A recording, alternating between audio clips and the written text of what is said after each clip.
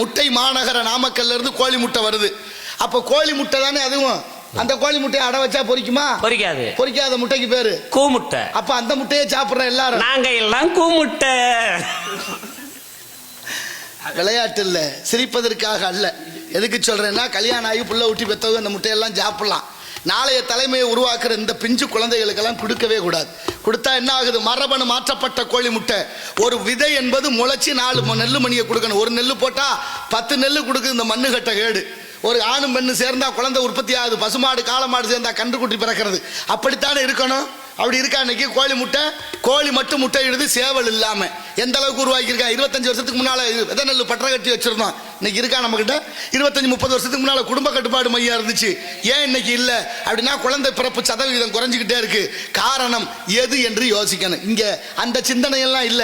எதையெல்லாம் விதைக்கணும், எதையெல்லாம் சொல்லி கொடுக்கணுமோ அதையெல்லாம் விட்டுட்டு பிஞ்சு மனசுகள்ல நஞ்சை விதைத்துக் கொண்டிருக்கிறது இந்த சமூகம் என்பதுதான் இந்த உலகத்தினுடைய பெரிய அவதியானது. ஆனாலும் பாருங்க, எப்படி இருந்த சமூகம். நல்ல பொருள் இல்ல, காரண விதை இல்லாத மரபணு மாற்றப்பட்ட காய்கறிகள், மரபணு மாற்றப்பட்ட பழங்கள், மரபணு மாற்றப்பட்ட விதைகள், மரபணு மாற்றப்பட்ட அரிசி, அத்தனையும் மரபணு மாறிடுச்சு. இன்னைக்கும் பாருங்க, சோதனை கருத்தரிப்பு மையம்னு பணத்தை கட்டுங்க, பிள்ளை நாங்க கொடுக்குறோம்னு ஆஸ்பத்திரியை திறந்து வச்சிருக்காங்க. எங்கே பார்த்தாலும் குழந்தை இல்லையே. வீட்டுக்கு வீடு குழந்தை ஊட்டி 4-5 நிறைய இருந்துச்சு ஒரு நேரம்.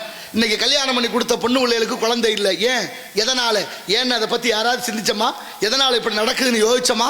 அப்ப இந்த கோழி மட்டும் இடக்கூடிய முட்டை, நாளை அது அடை வச்சா பொரிக்காத கோழி முட்டை, கூ முட்டைனா நம்மளை எல்லாம் கூ முட்டை ஆக்கி வைத்திருக்கிறார்கள்.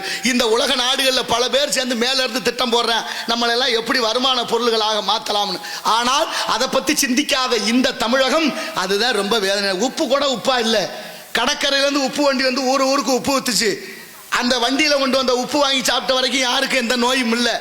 அந்த உப்பை பெரிய முதலாளி வாங்கிட்டு போன, அதை பெரிய வெள்ளையாக்கணுமே, அழுக்கா இருக்குன்னு சொல்லி ரசாயனத்தை பயன்படுத்தி வெள்ளையாக்கின உப்பை தூளாக்கின உப்பை பையில அடைச்சான். அதுக்கு ஆங்கிலத்தில் சால்ட்னு பேர் வச்சான். சும்மா விற்கல. என் அன்பில் சிறந்த உரியவர்களே, நல்லா சிந்திச்சு பாருங்க. அதுல அயோடின் என்ற நச்சு வேதிப்பொருளை கலந்து விற்கிது இந்த உலகம். அந்த நச்சு வேதிப்பொருளான அயோடின் தான் பெண்களுக்கு தைராய்டு நோய், கர்ப்பப்பை புற்றுநோய், அத்தனை நோய்க்கு மூல காரணம் இந்த உப்பு. தாய்மார்கள் நினைச்சா அதை கூட தூக்கி வீசலாம், முடியலையே. நமக்கு நாகரிக நைஸ் உப்பு தேவைப்படுது. ஏன்? உப்பு என்ன கல்லா கரைய மாட்டேன்னா சொல்லுது? அள்ளி போட்டா தானா கரையுமே. புளிதான கை போட்டு கரைக்கணும். மாற்றம் என்பது தாய்மார்களிடத்திலிருந்து வரணும். அப்படிப்பட்ட உப்பை கூட இங்க விட்டு வைக்கல. உலக அளவில் வருமானம் வந்தா போதும்னு எல்லாத்தையும் மாற்றிக்கொண்டே இருக்கிறார்கள். தெரியுமா உங்களுக்கு? காளமாடும் பசுமாடு ஒன்னா சேரக்கூடாதுன்னு ஒரு சட்டம் இருக்கு தமிழ்நாட்டில். காளமாடும் பசுமாடு ஒன்னா சேர்ந்தா நாட்டு மாடு கண்ணுக்குட்டி பிறக்கும். நாட்டு மாடு கண்ணுக்குட்டி பிறந்தா நாட்டு மாட்டை அழிக்க முடியாதுங்கிற சூழ்ச்சியான ஒரு காரணத்திற்காக காளமாடும் பசுமாடு சேரக்கூடாதுன்னு ஒரு சட்டத்தை போட்டு சென ஊசி விற்க ஒரு மருத்துவர் இருக்காரு, அதான் வெட்டினரி டாக்டர். அவர் போடுற ஊசி தான் பசுமாட்டுக்கு போடணும். எப்படி போயிடுச்சு பாருங்க. சென ஊசி போட்டு மாடு கண்ணுக்குட்டி பிறக்குன்னா கண்ணுக்குட்டியா இருக்குமான்னு யோசிச்சு பாருங்க.